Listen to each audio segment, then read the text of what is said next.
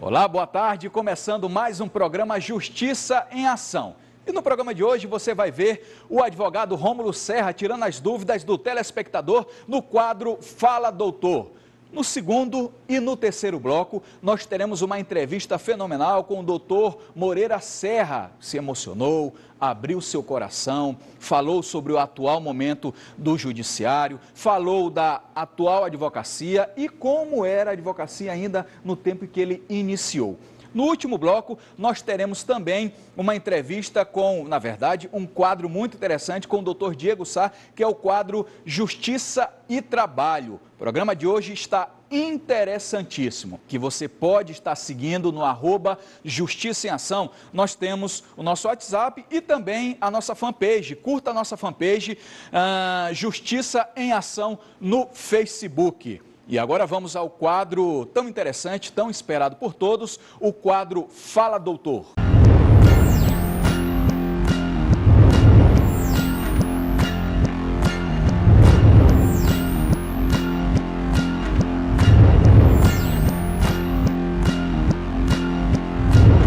E o quadro tão conhecido, iniciando o nosso programa, quadro Fala Doutor, com o doutor Rômulo Serra. Doutor Rômulo, um prazer mais uma vez estar recebendo o senhor aqui. Prazer, Fidelix, é meu, mais um sábado podendo colaborar com os telespectadores. Bom, a sua participação, você já sabe, é por essa ferramenta fenomenal, o WhatsApp. Telefone na tela, WhatsApp na tela, você envia o seu WhatsApp e o doutor Rômulo responde de pronto aqui no Justiça em Ação. Primeira pergunta na tela, a produção vai colocar a primeira pergunta, é da Alana Diniz. Boa tarde, meu nome é Alana Diniz, fui a uma loja de calçados no shopping e adquiri um produto em promoção. Contudo, ao chegar em casa vi que o produto estava com defeito. Ao retornar à loja me disseram que não efetuariam a troca, visto que esse produto não estava em promoção. Não seria possível que esse produto, por estar em promoção, não seria possível de troca. Isso é possível, doutor Rômulo? Um produto que está em promoção não poder haver a troca? Fidelix, isso é uma prática muito corriqueira, né? Realizada pelos estabelecimentos comerciais. E eu me sinto muito à vontade de falar a respeito dessa situação, porque já aconteceu essa prática com relação à minha pessoa. E respondendo para a Alana Diniz, se não me falha o nome na memória, o nome da telespectadora, é uma prática ilegal, realizada pelo estabelecimento comercial, tendo em vista que, sim, os produtos em promoção são passíveis de troca. Em ocorrendo qualquer tipo de avaria ou defeito no produto que esteja em promoção, e mesmo assim o consumidor querendo levar esse produto, deve constar esta avaria. Primeiro tem que haver a cientificação, logicamente, do consumidor com relação à avaria constante no produto, e tem que constar essa avaria ou esse dano, defeito, na nota fiscal que vai ser emitida na compra. Então, essa prática de não possibilitar a troca de um produto em promoção é ilegal. Uma vez querendo o consumidor levar esse produto, mesmo com avaria, primeiramente tem que ser cientificado pelo estabelecimento e tem que constar tal especificação na nota fiscal com relação ao dano existente. Perfeito, bem pontual a explicação aí do doutor Rômulo Serra. Vamos a mais uma pergunta via WhatsApp do telespectador, participando aqui do nosso programa, Anderson Júnior. Boa tarde, doutor Rômulo. Me chamo Anderson Júnior, estou matriculado em uma instituição de ensino da capital. Já fiz minha matrícula com as disciplinas cujo queria estudar no período e até então estava cursando normalmente. Contudo, sem meu conhecimento, fora inserida unilateralmente pela instituição disciplina que não tinha me cadastrado e agora me cabe o valor e agora me cobram o valor referente a essa disciplina. O que devo fazer? Ele estava matriculado, ajustaram uma disciplina a mais e estão cobrando. Como é que ele deve proceder? Fidelix, como eu sempre deixo aqui para o telespectador a opção, eu acho que a melhor forma de tentar primeiramente resolver qualquer tipo de pendenga, de infortúnio, de problema, seja de forma administrativa. É interessante, primeiro, no caso do telespectador, o Anderson Júnior, ele ir diretamente à coordenadoria do curso ao Sim. qual está vinculado, para tentar resolver administrativamente, explicar a situação. Interessante dizer que, uma vez não surtindo efeito essa solicitação via administrativa, é imperioso dizer que em nosso Código de Defesa do Consumidor, no artigo 14, diz que todo fornecedor de serviço, uma vez que presta o serviço de forma defeituosa, é responsável pela reparação do dano. E aqui nós estamos diante de uma situação que é uma prestação de serviço educacional. Então, se insere perfeitamente nesse tipo de situação.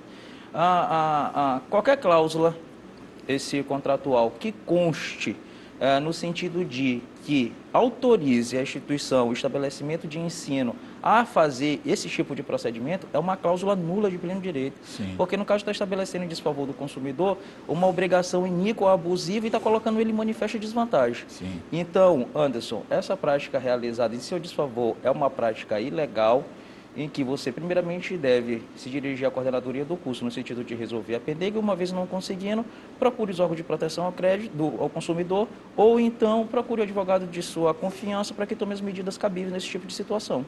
Perfeito. Doutor Rômulo, sempre seguindo essa coerência de procurar primeiro a instituição, depois buscar entender administrativamente junto com a empresa e posteriormente buscar os seus direitos.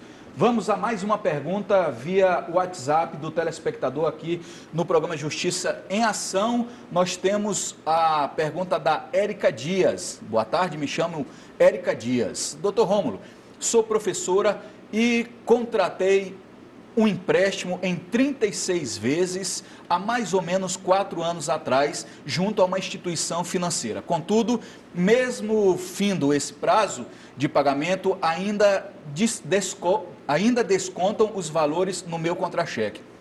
Fui junto à Secretaria da Administração do município e constatei, através do sistema de consignação, que o meu empréstimo consta com prazo não de 36 vezes, mas sim com prazo indeterminado. Como assim, doutor? Ela está aqui. É complicado uma situação dessa, né? Eu fiquei revoltado aqui com esse caso. A Érica, como que a Érica deve proceder? Fidelix, esse tipo de situação, por mais que seja complicado para você... Por mais absurdo, é comum, né? Que possa parecer para você, na prática jurídica, é muito comum esse tipo de situação estabelecida pela instituição financeira.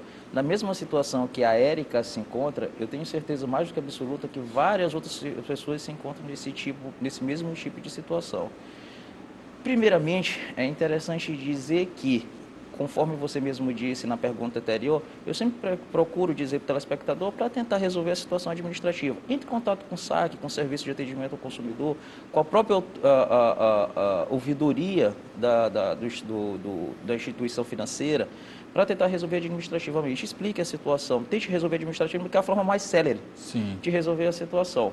Contudo, uma vez não conseguir esse tipo de situação, essa daí é uma prática totalmente absurda, ilegal e imoral perpetrada em desfavor do consumidor.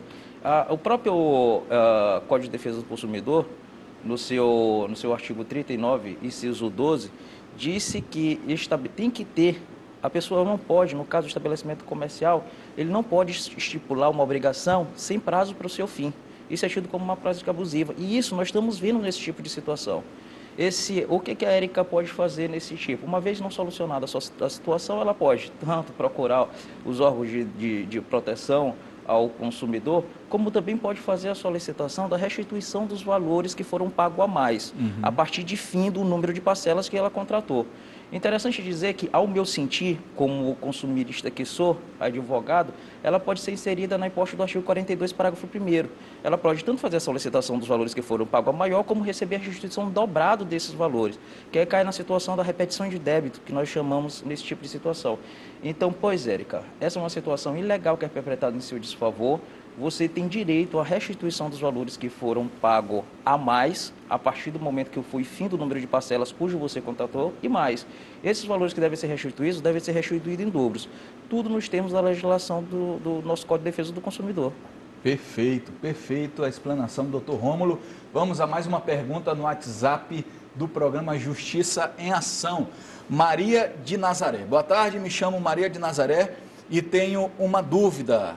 meu genro pretende me vender um carro, me vender o carro dele e estou interessada na compra. Só que ainda não está quitado e ele quer tirar o financiamento do seu nome. Doutor, é possível ele passar o financiamento para o meu nome?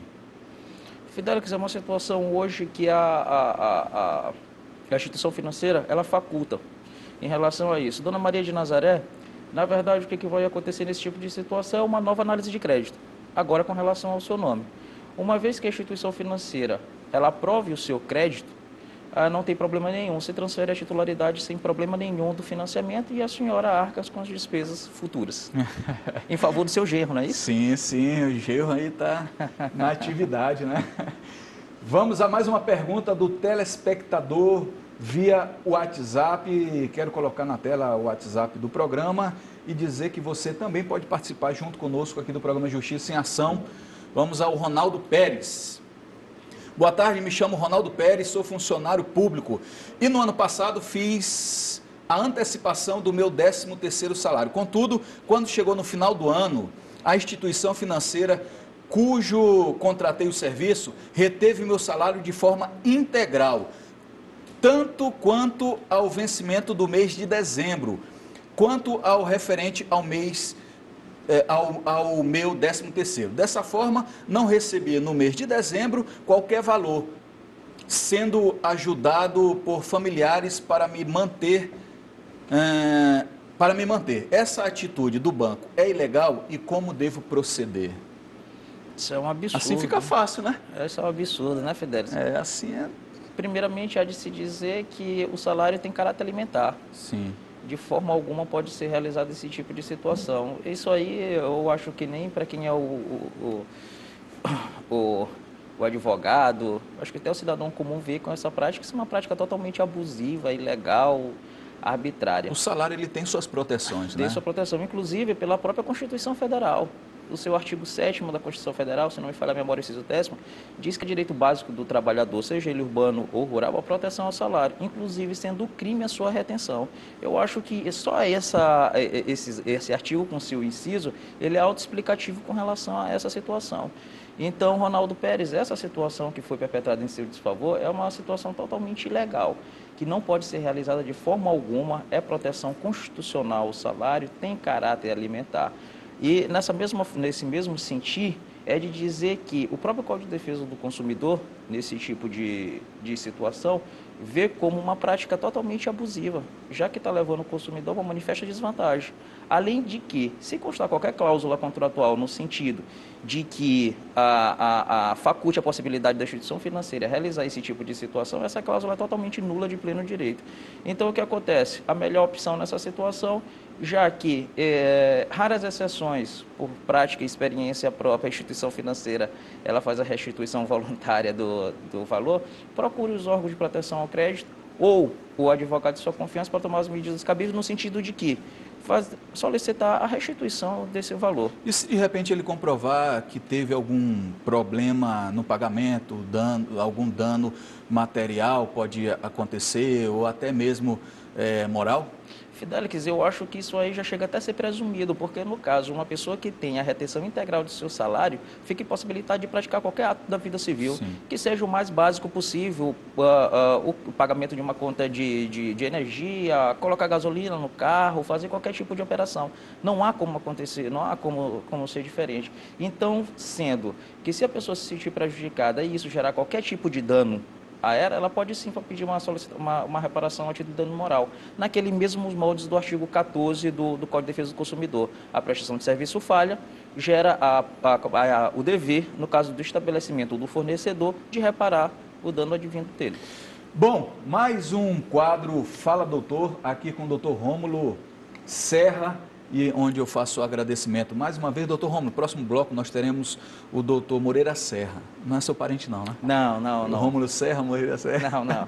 Mas o senhor conhece o Conheço sim, sou grande entusiasta e admirador do doutor Moreira Serra. Teremos uma entrevista com o doutor Moreira no segundo bloco e no terceiro bloco, e eu quero convidar você a estar junto conosco também durante o programa. Obrigado, doutor Rômulo, mais uma vez pelos esclarecimentos. Eu que agradeço, Léo, mais um sábado poder estar aqui esclarecendo todos os pontos com relação às dúvidas existentes do consumidor.